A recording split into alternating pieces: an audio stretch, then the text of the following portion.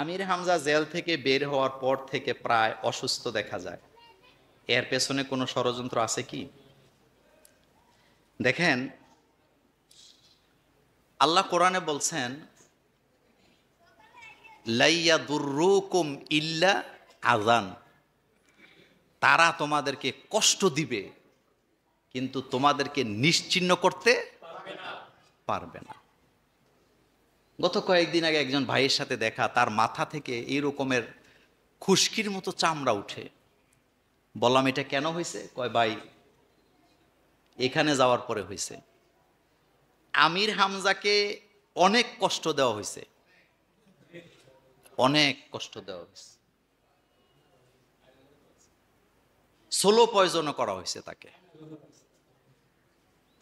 এখন একটা মানুষ, যুবক মানুষ, টকবকে, সে কিন্তু আমার চাইতে অন্তত 10 বছরের ছোট বয়সে,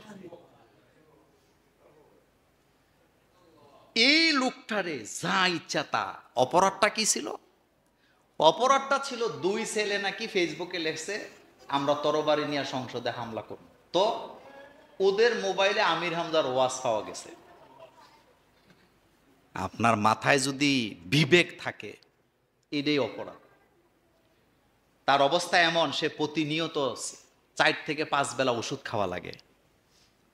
মাথার চুলগুলাও মোটামুটি শেষ, মানে আমার আগেই বুড়ো হয়ে গেছে। এখন আরেকটা বিষয় হলো, আপনারা তারে নিয়ে কারাকারি করেন। সকালে মাহফিল, দুপুরে মাহফিল, বিকালে মাহফিল, রাত্রে মাহফিল, হেরে লাগবেই। এটা কি ঠিক বললাম? তো একটা লোকের রেস্ট তো করা লাগে। পৃথিবীতে একটা মানুষ সুস্থ থাকার জন্য প্রথম শর্ত ঘুম। ওয়াজআলনা নাওমাকুম সুবাতা। ঘুম। আপনি ডাক্তারের কাছে যে কোনো রোগ নিয়ে যাবেন, আগে জিজ্ঞাসা ঘুম হয় কেমন। তো ঘুম তো লাগবে তার। এই জন্য প্রথম অবস্থা আপনাদেরকে পরামর্শ দেই, মাহফিল আমির হামজারে দিয়েই করতে হবে, এই থিওরি থেকে আগে এটা বাদ দেন। আপনি কি তাকে মেরে ফেলবেন? একটা মানুষ 200 সর্বোচ্চ 250 মাহফিল করতে পারে, এর বেশি পারবে না। কিন্তু প্রতিদিন সকালে দুপুরে বিকালে এটি করে করে আপনারা তারা শেষ করতেছেন। 2 নম্বর, তার সহযোগী মানে তার যে পিএসটিএস আছে তাদের প্রতিও আমার পরামর্শ আছে। সে হইল গাছ, সে বাচ্চা থাকলে তোমরা বাঁচবা। তুমি কেন তার মাহফিল গণহারে নিচ্ছ প্রতিদিন 4টা 5টা? আবার মনে মনে করেন না, মোল্লা ভাই ওর কারণে আপনাদের মাহফিল কমলো কিনা? আমাদের মাহফিল কমবে কেন? আমার মাহফিলে ডায়েরি ফিল আপ হয়েছে গত 6 মাস আগে। কয় মাস? আমার পিএসও এখন আমারে ফোন দেয়া কথা, স্যার দুপুরে একটা নেই, বিকালে একটা নেই। আমি কি মাথা ঠিক আছে তোর? এটা থেকে বের হয়ে আসতে হবে।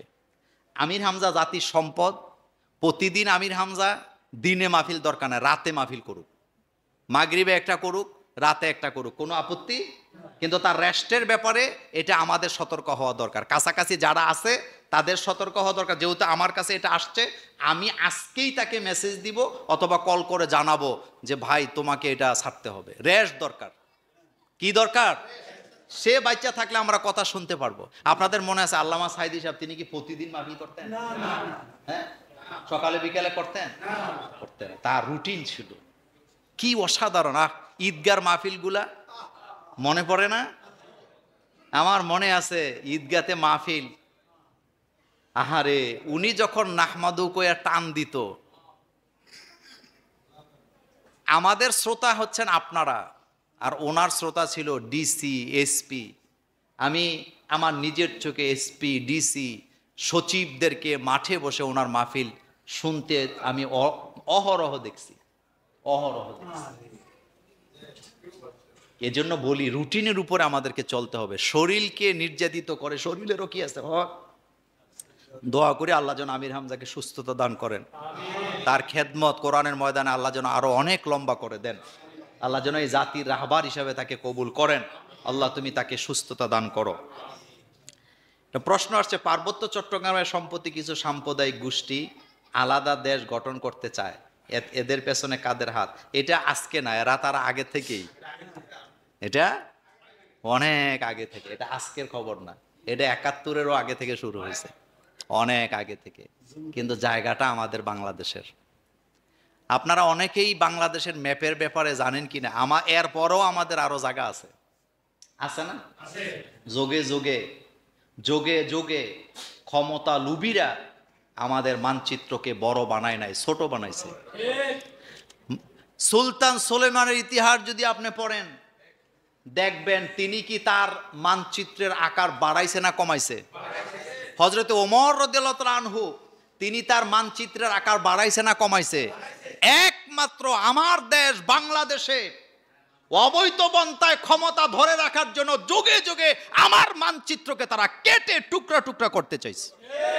আমার জমি আরেকজনকে দিয়ে দিচ্ছে, আমি নাম বলবো না, আমার জমি, আমার দ্বীপ আরেকজনকে দিয়ে দিছে, আমার জমি আরেকজনকে দিয়ে ক্ষমতায় থাকতে চাইছে। তারা দেশপ্রেমিক হয় কেমনে আমার বুঝে আসে না।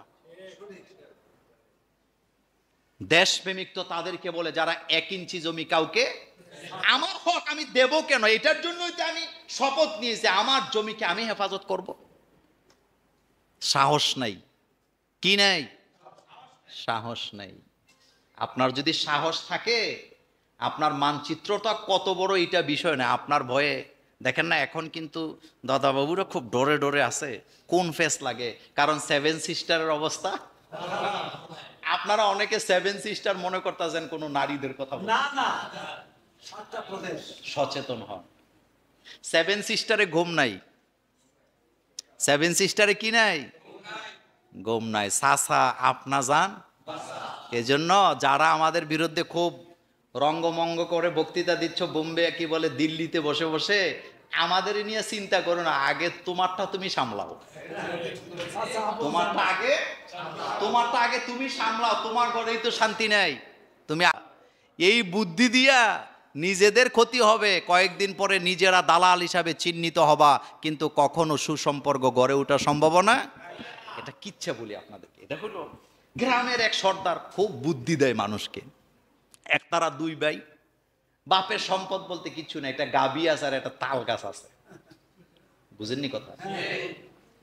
তো সর্দারের কাছে গেছে, যায় বলছে আপনি তো সর্দারি করেন, ভাইয়ে ভাইয়ে ঝগড়াঝাটি ভাল লাগে না, আপনি একটু ভাগ করে দেন। তো সম্পদ কি? কই বাড়িটা 2টা ঘর আছে, একটা তাল গাছ আর একটা গাবি আছে। বুদ্ধিজীবী বলতেছে আমাকে একটা দিন সময় দে, চিন্তা ভাবনা করি কিভাবে সুবিচার করা যায়, তবে পারলে রাত্রে একটা 500 টাকার নোট নিয়ে একটু দেখা করি, চা পানি তো লাগে, বিচার করতে পান কি লাগে, চা পান লাগে না? ঠিক আছে, 500 টাকার নোট একটা দিয়ে আইছে। পরের দিন সকালবেলা বিচার বসছে, বৈশা উনি বাক করতেছে। যে টাকা দিছে তাল গাছ বাক করার সময়, যে টাকা দিছে তারে কইছে তাল গাছ উপরেরটা তোর আর নিচেরটা তোর ভাইয়ের, আমি সুবিচার করব, আমি ন্যায় বিচার ছাড়া কিছু করি না। তো তাল গাছের আগা নিছস তুই, পাশা নিচে তোর ভাই, সুবিচার করতে হইলে গাবি ভাগ করে দিলাম, এবার গাবির পাশা নিবি তুই, আগা নিবি তোর ভাই। কথা বুঝেন নাই? ভাগ করছে না বাস দিছে? এখন তাল গাছের আগায় তাল ধরে, গোড়ায় পানি ঢালে ভাই, তাল খায় আরেকজন, গাভীর মুখে ঘাস দেয় একজন, দুধ খায় আরেকজন। তো হের বউ বলতেছে একদিন, তুমি যে কি বোকা, তোমার তো বাঘ দেয় নাই, বাস দিছে। বেশি কথা কস। মাঝে মাঝে বউর কথা শুনবেন, যদি সৎ কথা হয়, সব কথা শোনার দরকার নেই। এখানে বউ কিন্তু ভালোই বলতেছে নাকি, আসলে ভালো বলতেছে না? কই বাঘ তো হয় নাই, কয় বেশি কথা কস, ভাইয়ে ভাইয়ে শত্রু হওয়া দরকার না, যা আছে তাই আলহামদুলিল্লাহ। তো আচ্ছা তুমি আমার কথা শোনা লাগবে না, একটা কাজ করো। কয় কি? আচ্ছা তাল গাছের গোড়া কার? আমার। তোমার পানি টানি দেওয়ার দরকার নেই, তুমি ঘরে থাকো, এ তোমার ভাগ, তোমার এত টেনশন কি? গাভীর মাথা কার? আমার। আজকে থেকে তোমার ঘাস কাটা বন্ধ, তুমি ঘাস টাস কাটবা না, এই রোদের মধ্যে তুমি যাও। আহারে আমার কলিজা ছিঁড়ে যায়, তুমি যাইও না, গপ থাকো। 2 দিন যখন গাভীরে আর ঘাস দেয় নাই, এখন দুধ আর আসেনি, কথা কর না বাইরে যায় বলতেছে কিরে গাভীরে ঘাস দেস না কেন? হেতে তো বুঝা ফলাইছে, কয় ভাই তোমার ফাঁসা লইয়া তুমি তাহ, আমি আমার মাথা লইয়া আছি। সর্দারের কাছে গেছে, যায় কি বুদ্ধি দিছেন? হেতে তো ঘাস খাওয়া বন্ধ করে দিছে। কয় মা ফসাই দোয়া ফসাই যা যাইয়া মিল্লা মিল্লা খা, আমার কাছে আর আইস না, বুদ্ধি টুদ্ধি আমার কাছে নাই। মিয়া সাহেব, আপনি আমার পার্শ্ববর্তী দেশ, আমার এখানে কে ক্ষমতায় থাকবে কে থাকবে না এটা ঠিক করবে জনগণ। কে? কিন্তু আপনি কোনো নির্দিষ্ট ব্যক্তিকেই চেয়ারে বসানোর জন্য পাগল হয়ে আছেন, মিডিয়াকে লাগাইয়া দিছে, বুঝা গেছে ডাল মে কুচ কালা হে। নতুবা এমনটা হবে কেন? এমনটা হওয়ার কারণটা কি? এই বাংলাদেশে যতগুলা ফাঁসি দেওয়া হয়েছে সবগুলা পার্শ্ববর্তী দেশের পরামর্শে দেওয়া হয়েছে, অন্য কোনো কারণ ছিল না। অন্য কোনো কারণ ছিল? আপনি মাথাগুলা শেষ করে দিছেন। কাদের মোল্লার মতো একজন বুদ্ধিজীবী, আপনারা তো জানেন না, সারা পৃথিবীর সব দেশ তাকে চিনত। একটা ম্যাগনেট ছিল। কি ছিল? আমি কোনো নির্দিষ্ট দলের কথা বলছি না, আমি একটা মাথার কথা বলতেছি। ওনার স্ত্রী ইডিন কলেজের বিপি ছিল। আপনি কি মনে করেছেন সেই লোকটাকে আপনি শেষ করে দিছেন? মীর কাসেম আলী, এই মাথাটা ছিল একটা ম্যাগনেট। সারা পৃথিবীর অর্থনীতিতে যার অবদান, বাংলাদেশে লক্ষ লক্ষ বেকার ছেলেদের কর্মসংস্থান করেছেন যিনি, এই লোকটাকে পর্যন্ত ভারতের কথায় আপনি শেষ করে দিয়েছেন।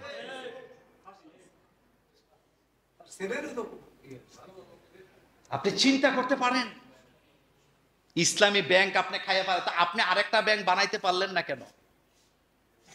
ইসলামী ব্যাংক, আমি আপনাদেরকে বলি, ইসলামী ব্যাংক যতবার বিপদের মুখোমুখি হয়েছে আল্লাহ এটাকে রক্ষা করছে আপনাদের ভালোবাসার কারণে। এটা ইনশাল্লাহ আবার মাথা উঁচু করে দাঁড়াবে। এটা মানুষের, আপনি জানেন না, এই ইসলামী ব্যাংক তৈরি হয়েছে পান দোকানদার, মসজিদের ইমাম সাহেবের দাওয়াতের টাকা, বালিশের নিচে জমানো টাকা দিয়ে ইসলামী ব্যাংক হয়েছে। কোন চোরের কালো টাকা সাদা করার জন্য ইসলামী ব্যাংক তৈরি হয় নাই। ইসলামী ব্যাংকের ইতিহাস পড়বেন। এশিয়া মহাদেশের শ্রেষ্ঠতম একটা ব্যাংককে আপনি শেষ করে দিয়েছেন। মডেল মসজিদে ইসলামী ব্যাংকের টাকা নাই? আসতে বলেন কেন?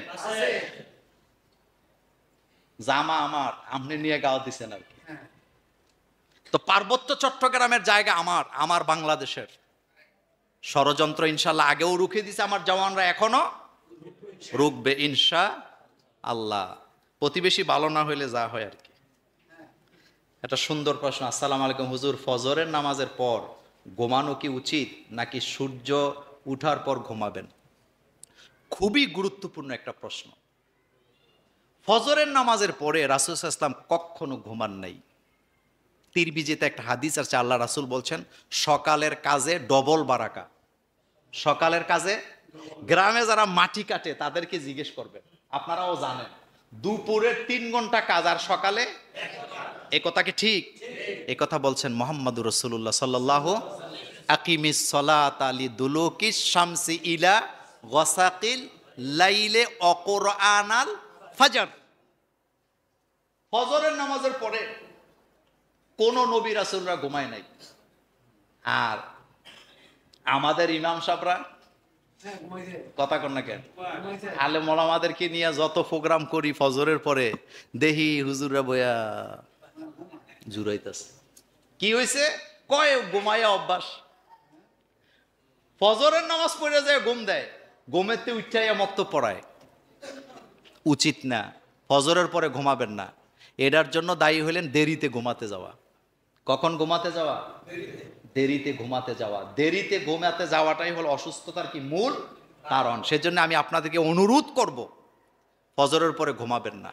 আল্লাহ বলছে ফজরের পরে কোরআন তেলাওয়াত করো, এটা বরকতময় সময়। আর রাসূল তিরমিজিতে বলেছেন ফজরের পরে কাজে কর্মে লাগো, এটাতে বরকত আছে। আগের দিনে লোকেরা হাল চাষ করতো কি দিয়া? নাঙ্গল কোন সময় লয়ে যেত মাঠে?